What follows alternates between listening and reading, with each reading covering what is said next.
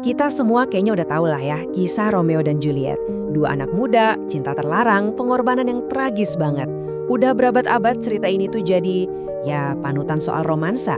Tapi, gimana kalau gue bilang, kisah cinta yang dianggap paling agung sepanjang masa ini sebenarnya salah kaprah total? Yap, bener banget. Udah, stop bilang hubungan mereka itu goals.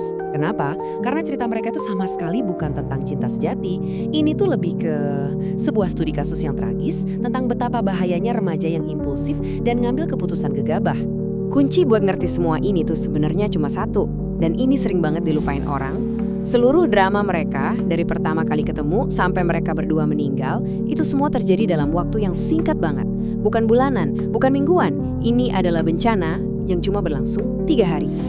Oke, sekarang ayo kita bongkar timeline yang super singkat ini. Begitu kamu lihat kejadiannya dari hari ke hari, narasi soal cinta abadinya tuh langsung rontok. Gantinya, sesuatu yang jauh lebih kacau dan terburu-buru. Coba deh lihat seberapa gila kecepatan semua ini. Hari Minggu, mereka baru ketemu di pesta, dan langsung ngerasa klik jatuh cinta. Hari Senin, tanpa pikir panjang, mereka nekat nikah diam-diam. Hari Selasa, situasi langsung meledak. Berantem, ada yang mati, dan puncaknya di hari Rabu, total 6 orang tewas, termasuk mereka berdua. Ini bukan kisah cinta, ini tuh kayak kereta yang lepas kendali.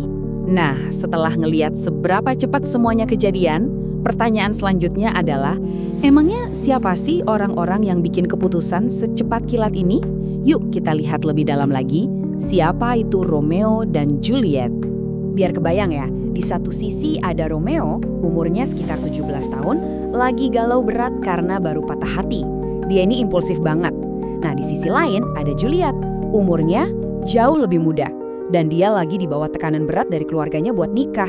Dia tuh naif banget, belum punya pengalaman apa-apa soal cinta, apalagi soal hidup. 13 tahun. Coba deh, kita berhenti sejenak di angka ini. 13. Juliet itu bahkan belum genap 14. Di umur segitu, otaknya tuh belum berkembang sempurna buat bikin keputusan sebesar ini. Ini detail yang penting banget, tapi sering kita lupain pas lagi ngeromantisasi cerita mereka. Dan ada satu fakta lagi yang lebih nyesek. Sebelum ketemu Juliet, Romeo itu lagi patah hati parah karena cewek bernama Rosalind nolak dia. Artinya apa? Juliet itu bukan cinta pada pandangan pertama. Bisa jadi dia cuma pelarian fatal buat Romeo.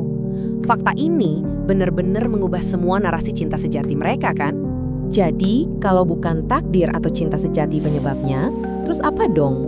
Shakespeare, si penulisnya, sebenarnya ngasih kita petunjuk yang jelas banget.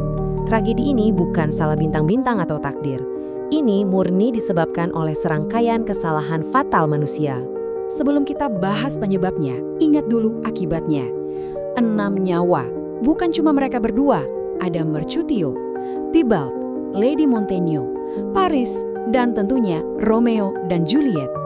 Ini harga yang harus dibayar, dan skalanya itu jauh lebih besar dari sekedar 2 orang kasmaran. Nah, ini dia akar masalahnya. Pertama, perseteruan konyol antar keluarga mereka yang gak ada habisnya. Kedua, komunikasi yang ancur parah, sampai surat penting aja bisa gagal terkirim. Ketiga, udah pasti keputusan impulsif khas anak remaja. Dan yang terakhir, ini yang paling fatal, overthinking. Terutama pas Romeo nemuin Juliet yang dia kira udah mati, tanpa ngecek 2 kali. Setelah kita bongkar semuanya, timeline yang gila-gilaan, karakter yang belum matang, dan penyebab asli tragedinya, pertanyaannya balik lagi ke kita. Emang iya ini jenis hubungan yang pengen kita contoh?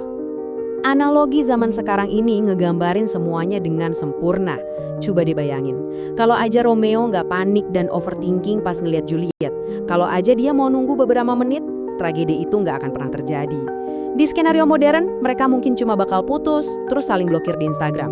Udah, kelar, nggak ada yang perlu mati. Jadi, lain kali kamu dengar ada orang yang nyebut sebuah hubungan itu Romeo dan Juliet goals, sekarang kamu udah tahu cerita sebenarnya. Ini bukan kisah cinta buat ditiru, tapi sebuah peringatan abadi dari Shakespeare. Pertanyaannya bukan lagi ini goals atau bukan. Pertanyaannya adalah, setelah tahu semua ini, kamu masih mau punya kisah cinta kayak Romeo dan Juliet? Pikirin lagi deh.